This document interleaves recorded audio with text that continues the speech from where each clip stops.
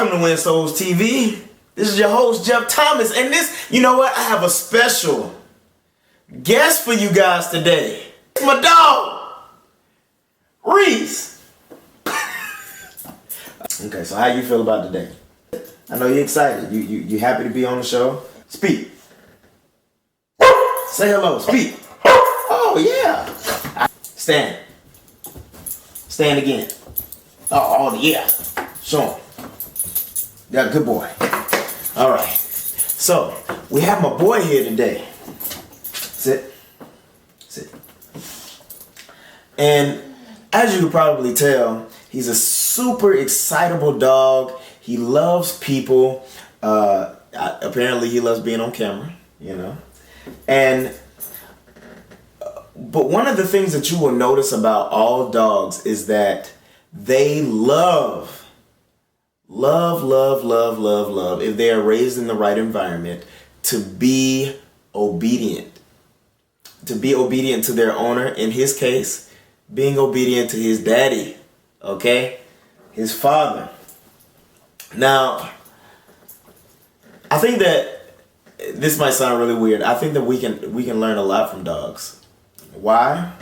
Because they find some of the greatest fulfillment and greatest, I guess, the living part of life and vitality and the excitement and joy and fulfillment out of being obedient. They have literally discovered that being obedient and pleasing to my master or my father or my mother brings identity to myself, and it brings fulfillment to me as well. So where am I going with this, Jeff? What does all of this mean? Well, basically in the word, that's how we gain fulfillment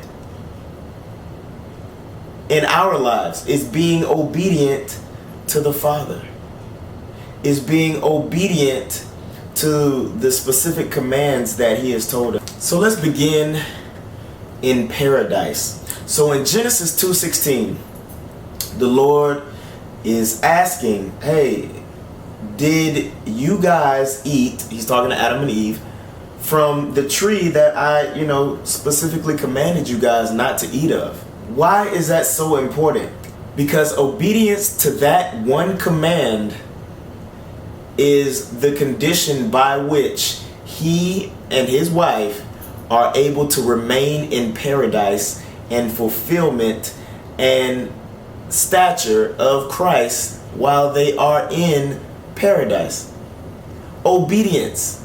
Obedience, not faith, not love, not humility, not, extravagant acts of works, but simply put, obedience. Why? Because when you are obedient, it encompasses all of those things: humility, love, obedience, works, all of those things. And for us to be, or for us to continue to be obedient, we have to love. We have to be humble. We have to perform those specific works. Not simply put just because he has told us to do so, but because we have figured out that when we follow what he has told us to do, it brings joy, fulfillment, and pleasure not only to him, but to our lives. It is him that provides that identity and that walk for us. And when we continue to move down that walk out of obedience, it sheds light on how we are to move, and how we are to love, and how we are to be humble, and how we are to move out of faith. And it just brings so much fulfillment and love and joy to our life that we don't want to stop being obedient. And another thing about obedience is that you never have anything to hide from. You know, John Gotti, even though he was a bad guy, he has a quote, and I don't know if this is the exact quote, but it's somewhere along these lines. He says, "I never lie. I never lie. Lying is for people who are afraid, and I'm not afraid of anybody." Well, when we lie, we are acting out of disobedience, you see. Perfect example, Adam and Eve, they both knew that they sinned. They both knew that they went in direct disobedience to what God has told them to do. So what did they do? They went and covered themselves up. They went and hid from the Lord. You see, you don't have anything to hide from. You have no need to lie, and you don't. There is no need to walk out of timidity when you are moving out of obedience. It is a life filled of faith.